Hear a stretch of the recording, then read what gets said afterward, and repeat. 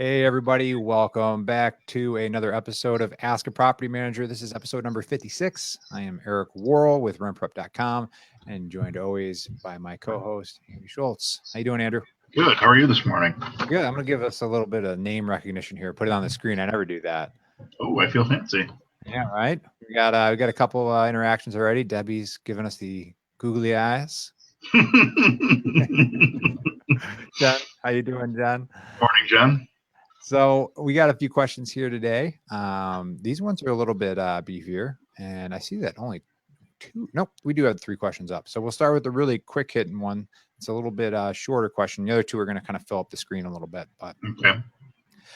This first one comes from Catherine, and Catherine says, "Has anyone ever dealt with the issue of curry in an apartment?" So, of course, she's referring to the smells that can come from curry, which I think curry is delicious, but I understand why somebody might not want somebody cooking it in the apartment. What do you typically do if you have a situation where, you have some strong odors in the kitchen area after somebody moves out? So there's a couple things you can do. First thing you're going to want to do is go through, typically curry smell accompanies a lot of grease buildup and things like that. Go through and scrub everything in the kitchen down with a good high quality degreaser. I've seen several different options out there on the market. The one that I think we typically use is Simple Green, which you can get at Home Depot.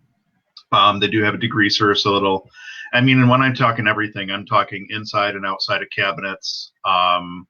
Try it, if you're going to do your cabinets, try it on a spot because sometimes it'll peel the finish.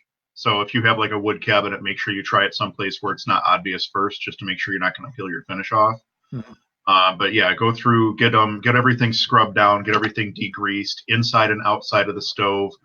If it's a gas stove, or actually I think electric stoves will do it too, don't forget to pull the top up so that you can get in and clean underneath the burner assemblies and everything. Get a really detailed clean done. Mm-hmm. Run an ozone generator a couple of times to help mitigate the smell, and then go through and paint everything to kind of eliminate whatever leftover smell there might be. I know Sherwin-Williams makes a product. I might even have one here. Hang on one second. Speaking of Sherwin-Williams, I just got my official corporate account set up so I can save on some paint. Well, I don't have the little packet, but this is the product that they sell. It's called, and that's probably in reverse, it's called Paint Sensations. Mm-hmm. Sensations. It's a little packet of slop. I don't know what to call it. Little packet of liquid. Yeah. It's almost like a liquid fabric softener, in the way that it looks and the way that it activates. But you mix it in with a gallon of paint, and when you mix it in, it obviously scents the paint in whatever scent that you want. They've got fresh linen and oranges and whatever. Yeah. And what it does is it almost acts as like a time release air freshener that's built right into the paint. And that'll usually last a couple of months. So if you were to use that product, by the time that's wearing off, chances are whoever's moved into the property has already imparted their own smells. Yeah. So curry smell is one of those things that can be difficult to get rid of. You just have to be super aggressive with it, and you can get rid of it. Okay. I thought Jennifer brought up a good point too. She was talking about charcoal range filter for the hoods. If you do have a hood, obviously, a good filter on that's going to help suck up some of that. If they're using it, right? You got to yeah, exactly. There's so many things as a landlord, property manager, you think like, well, of course, why wouldn't they use this? So right. Communicate that, right? Yeah. Jen also says that artificial scents are bad for your lungs, Andrew. Jen, I think that the cigars that I smoke are much worse for my lungs. Touche. All right. We're going to go to the next question here, cover ourselves up a little bit. This comes from Roman. So he has a tenant's son that is he kicked in his own front door. And yes, he's in his mid-20s living with his mother. And he locked his key in the apartment and couldn't wait 5 minutes for the on-site manager to let him in. So he kicked the door in. I love having the mom for a tenant. She's been great for 3 years, but the kid has obvious anger management issues. Right. I'm concerned for safety of the other tenants. Sounds like this is an apartment complex. Must be, yeah. So question is, do I evict ASAP for willful destruction of property, or give mom the chance to pay for the door replacement with a warning that any event like this happens again, and they will be immediately served with an eviction notice? That's a lot to unpack there. What do you think? I would go with the I'd go with the first or the second option. I'd give them the chance to pay for the damages they caused, and I'd be very very strict with them on look, this does not happen again, or you're going to be finding a new place to live. And it boils down to documentation. If you, I don't know, I don't think that the question had any proof that the son was the one who damaged the door, but I don't know, maybe it was admitted or maybe it was caught on camera. Or I guess they kind of know because the on-site manager showed up and the door was already booted in. So, Yeah. um, yeah, what I would do in that situation, get the door fixed, bill the tenant for the door, give them the opportunity to pay for it. And then after that, make sure that you send them a very strongly worded notice that if anything like that happens again, that they will be, it's grounds for immediate eviction. It's willful destruction of property. So when you send that notice, make sure you send it certified and first class. And I would send it to individually the mother and the son so that they both get a copy of it, first class and certified. And then I would probably just do an end to all other occupants as well, just so that you're covering your bases that way in case it ever comes up. But just and make sure you keep it on file, document it, keep it on file, and now you know that when the lease comes up for renewal, if the mom still has the son living with her, maybe that's a lease you don't want to renew. So, but I bet that they're probably going to pay for that damage, assuming assuming the mom's as good a tenant as it sounds like. I'm betting that they're going to pay for that damage and just try to put the whole thing behind them. Yeah. Just jumping back to the last question, because I think that answers that one well. Debbie was saying, you ever heard of Odabon? Odoban? Yeah, I haven't heard of that one. I've not heard of that one. Yeah, Jen has heard of it too. She said Costco sells huge jugs of it. So I wish we had a Costco up here. yeah. Going back to, you said it was Simple Green degreaser that you use? Yeah, I think Simple Green's the one that we use. You can get that at Home Depot. You can get it in small jugs, in gallon jugs, whatever you're looking for, I believe. Yeah, I actually use it. It works well for degreasing a bike chain too, which okay. It's like 10 times cheaper than the bike chain degreaser, and it's like the same stuff. So yeah, there's that. There you go. All right. So we got a question here from Brian. I'll read this to you. Brian was asking, he says that his rents are due on the 1st with a grace period till the 5th. After the 5th, the late fee is $25 plus $10 per day until the 8th. If rent is not received on the 8th, eviction will be filed. So I like it up to this point. He's got a pretty, specific clause in his lease on late rent. Says that if rent is not received on the 8th, eviction will be filed. I mentioned that as the 8th was a Saturday, the first chance to file eviction was today, which I'm assuming was Monday, which they did. And they texted the tenant stating I had filed eviction, and now they say they have the rent. I said I would accept it because in Georgia, if the grounds of eviction are non-payment of rent, I'm required to accept it if they pay all the associated fees, which is about $150. So the question, would you proceed with the eviction or just eat the $150 as a cost of being a landlord? I wouldn't eat the fee. If you've already gone forward and filed the eviction, I would tell them that they now have the cost of that eviction on their ledger, on their tenant ledger, and that they have to pay that cost.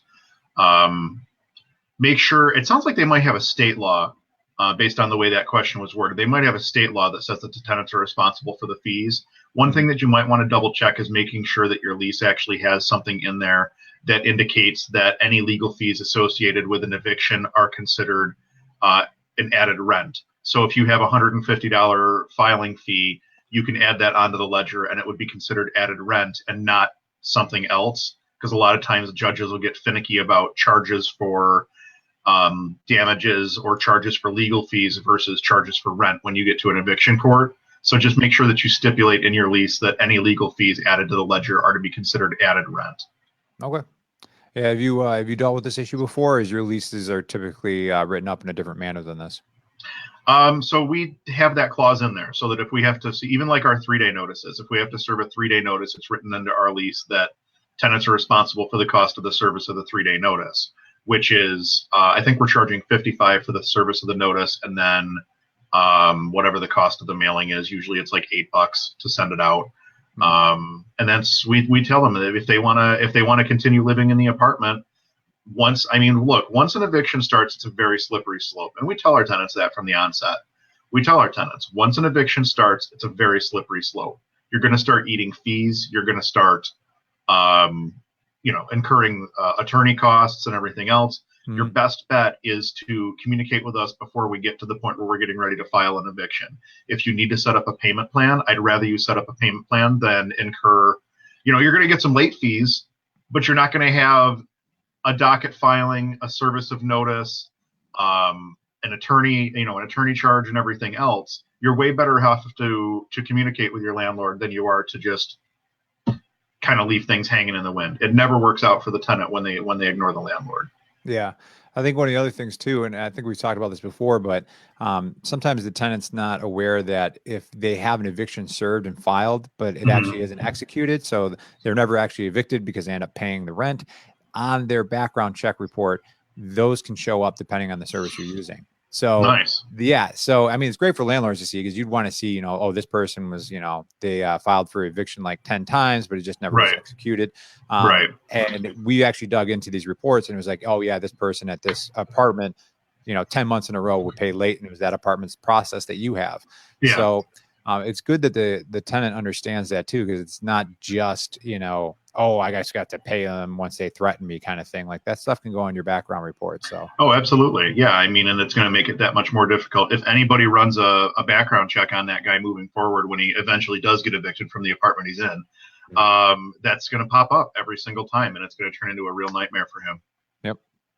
All right. The Jen just was saying in Maryland, where she's from, that you can file for an eviction after the 5th, so they don't play around there. So I Yeah. thought this is definitely worth pulling up because every state is different. So Every state's got a little bit different nuance when it comes to the eviction process. If you're not familiar with the eviction process in your state, you're better off hiring an attorney to make sure that it gets handled for you the right way rather than try to fumble your way through it yourself. I mhm. see a lot of people and they're like, well, I don't want to spend the money on an attorney, blah, blah, blah.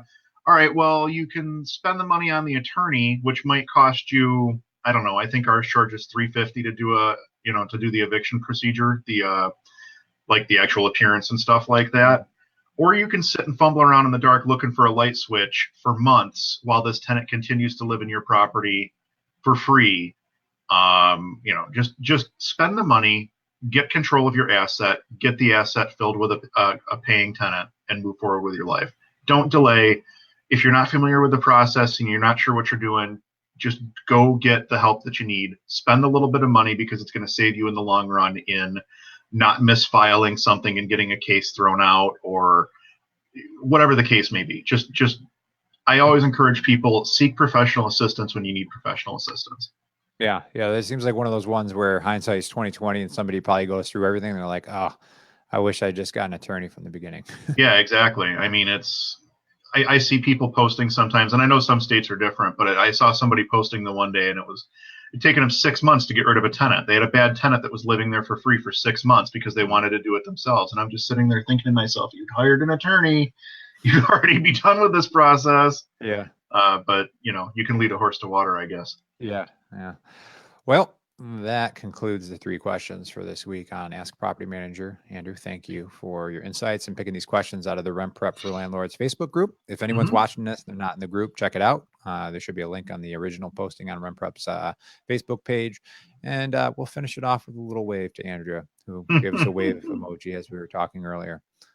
Bye, Not guys. exactly sure how Wave much you can see emojis. of our Wave emojis.